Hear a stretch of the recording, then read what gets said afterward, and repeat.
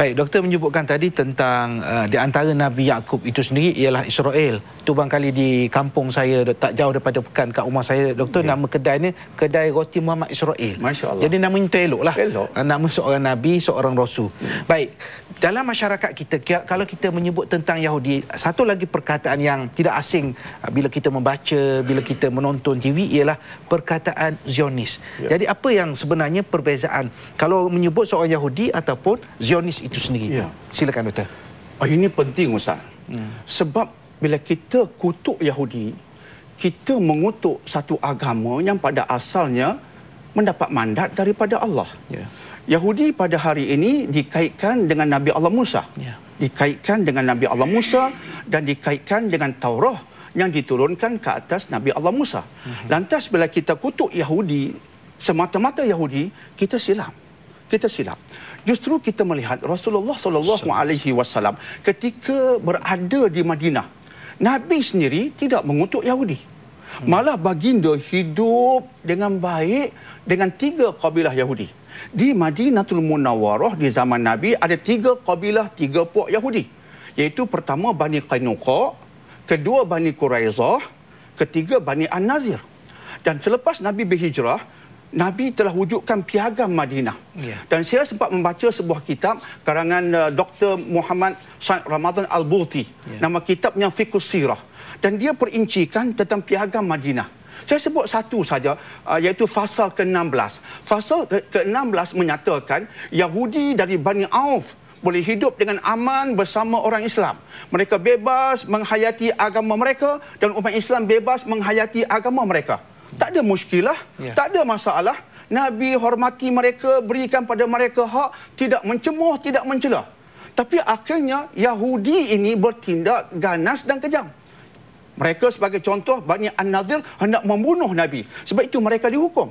Jika tidak kerana perbuatan mereka, mereka tidak akan dihalau, tidak akan dihukum.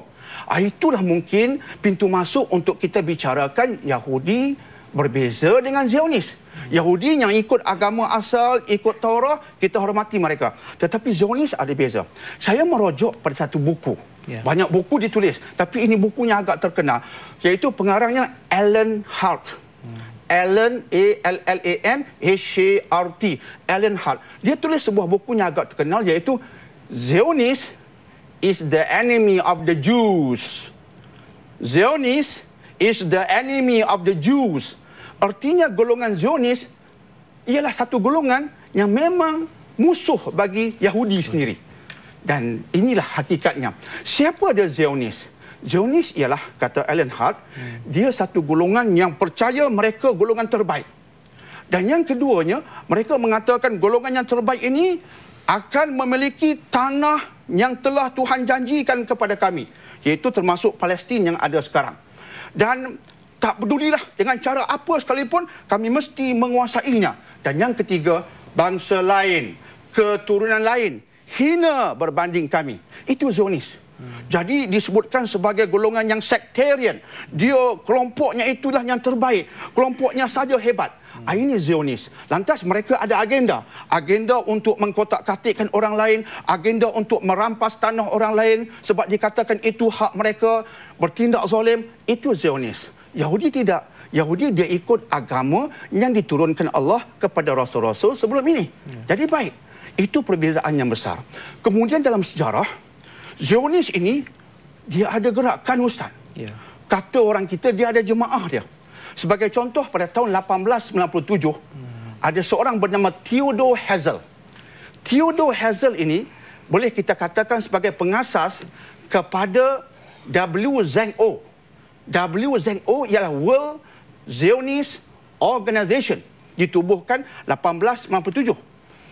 Apa tujuannya? Tujuannya telah pun dibukukan oleh Theodor Herzl. Setahun sebelum itu, Theodor Herzl ini setahun sebelum itu, 1896, telah menulis sebuah buku. Bukunya bertajuk The Jewish State. Negara orang Yahudi. Jadi ditentukan, seperti yang saya sebutkan awal tadi, negara itu dari sungai Nil ke sungai Euphrates. Itu hak kami. Dan sebenarnya, Ustaz, mereka merasakan Tuhan menjanjikan tanah itu bagi mereka. Selepas mereka keluar dari bumi Mesir, selepas Firaun kacau bilaukan mereka, Nabi Allah Musa, Nabi Allah Harun keluarkan mereka daripada Mesir. Kemudian mereka berpindah pergi ke Kanaan. Kanaan itu kita katakan sebagai Palestin sekarang. Jadi mereka merasakan kawasan itulah hak mereka. Dan sekarang mereka tidak menduduki bumi itu. Kalau dihitung masanya sudah 4,500 tahun. 4,500 tahun mereka tidak duduk di situ.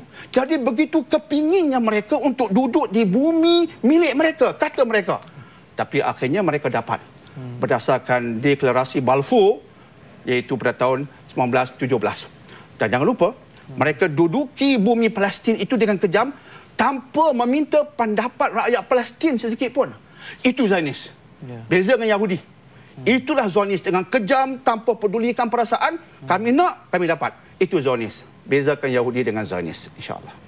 Baik, terima kasih kepada Yang Berbahagia Dr. Daniel Zainal Abidin. Permulaan yang sangat baik untuk kita bicarakan kenapa Yahudi, dan mudah-mudahan insya-Allah perbincangan kita pada malam ini mampu memecah sesuatu yang kita fikirkan. Mengapa begini? Mengapa begini? InsyaAllah kita akan berehat seketika dan kita gunakan ruang yang ada ini untuk beristighfar kepada Allah Subhanahu Wa Taala. Kita jumpa selepas ini.